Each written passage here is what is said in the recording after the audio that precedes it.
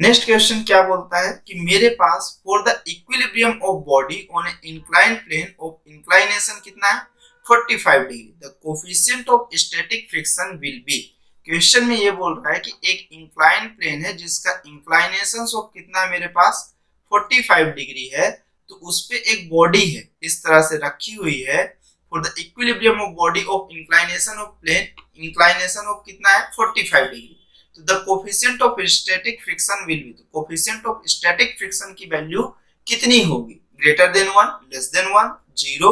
या less than of 0 वाला form. तो देखिए कभी भी इंक्लाइंड प्लेन पे अगर आप रखे हो तो आपके पास एक ग्रेविटेशनल फोर्स लगेगा mg टुवर्ड्स अर्थ सेंटर, ये थीटा और ये थीटा ऑफ सेम होगा, ये हो जाएगा mg cos थीटा, तो थीटा की वैल्यू ऑफ कितना है 45 डिग्री आप ले लो, inclined plane of inclination 45 degree. इधर में जो वैल्यूएशन है वो कितना हो जाएगा mg sin 45 डिग्री। इसे बैलेंस करने के लिए इसके जस्ट अपोजिट डायरेक्शन में फ्रिक्शन ऑफ फोर्स और mg cos 45 को बैलेंस करने के लिए नॉर्मल रिएक्शन, तो नॉर्मल रिएक्शन की वैल्यू हो जाएगी mg cos 45 डिग्री। ठीक, उसी तरह से फ्रिक्शन ऑफ फोर्स की वैल्यू, अगर मेरे पास ये बोला इक्विलिब्रियम में होने के लिए स्टैटिक फ्रिक्शन की वैल्यू कितना, इक्विलिब्रियम में कब होगा, जब तक मेरे पास फ्रिक्शन ऑफ फोर्स की वैल्यू कैसी हो,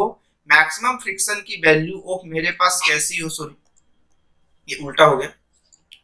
मेरे पास ये हो कि जो मैक्सिमम फ्रिक्शन है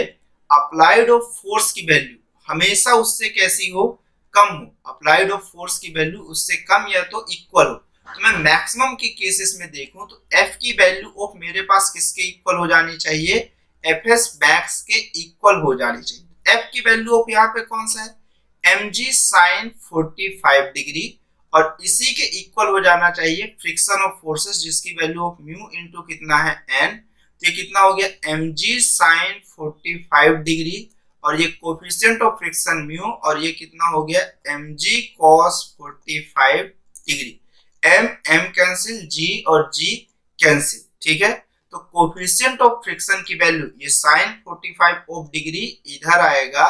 और ये cos ऑफ 45 डिग्री हो गया। ठीक है, अब ये चीज हुई, तो इक्विलिब्रियम की केस के हिसाब से आपका मैक्सिमम फ्रिक्शन की वैल्यू हमेशा कैसा, अप्लाइड ऑफ फोर्स से कैसी होनी चाहिए, ज्यादा होनी चाहिए। तो ये ग्रेटर देन या तो इक्वल होना चाहिए, ऐसा ही ये ग्रेटर देन और इक्वल टू होना चाहिए, तो एकदम ग्रेटर देन और इक्वल टू होना चाहिए। तो sin 45 अपॉन cos 45 की वैल्यू 1 होगी, मतलब कोफिशिएंट ऑफ फ्रिक्शन की value of more than of कितना होना चाहिए, 1 होना चाहिए। ठीक, तो ऑप्शन नंबर ऑफ कौन सा करेक्ट है, ए नंबर